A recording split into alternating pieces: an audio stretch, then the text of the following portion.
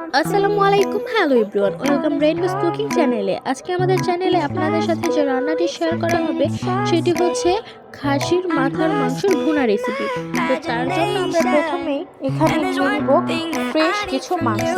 এগুলো আমরা ধুয়ে রেখে দিব একটি হাঁড়িতে রাখার পর আমরা এখানে দিয়ে দেব এক এক করে 3 থেকে 4 টুকরো বেশ বড় সাইজের দারুচিনি, দিয়ে দেব 4 থেকে 5টি লবঙ্গ ও তারই সাথে দিয়ে দেব 4 থেকে 5টি এলাচ।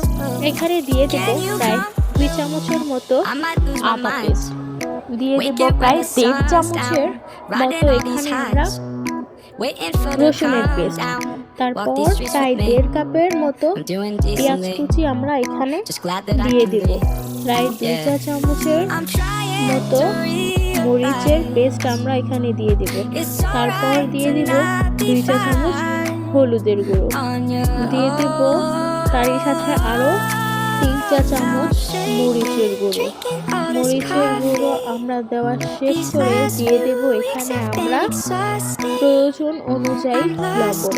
মনে রাখবেন, ঝাল ও লবণ আপনাদের টেস্ট অনুযায়ী এখানে বাড়িয়ে কমে দিতে হবে। প্রায় 2 কাপ পরিমাণ মতো তেল আমরা এখানে দিয়ে দেব।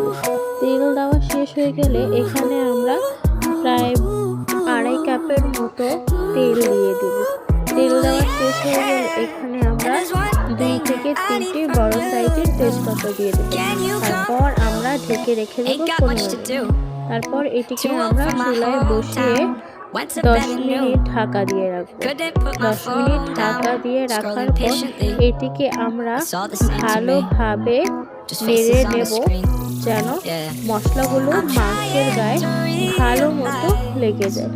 ভালো মতো এটি নেড়ে চেড়ে প্রায় সব মাংসের সাথে মশলাগুলো ভালোভাবে মিশিয়ে নেব।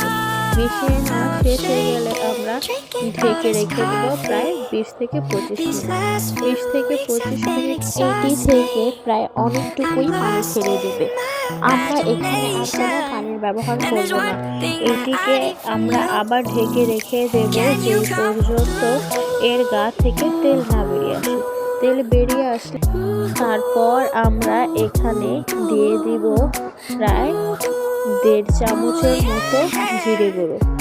এখানে আমরা 1.5 চামচের মতো জিরে গুঁড়ো দেওয়ার পর আরও 5 মিনিট থেকে অন্তঃপর নামিয়ে গরম গরম পরিবেশন করে নিন খাসির মাথার মাংসর ভুনা। এটি আপনারা যে কোনো কিছু দিয়েই চাইলে খেতে পারেন, রুটি বা পরোটা, আপনাদের টেস্ট অনুযায়ী। ধন্যবাদ সবাইকে শেষ পর্যন্ত ভিডিওটি দেখার জন্য। পরবর্তী ভিডিও আসার পর্যন্ত সবাই ভালো থাকবেন। ধন্যবাদ।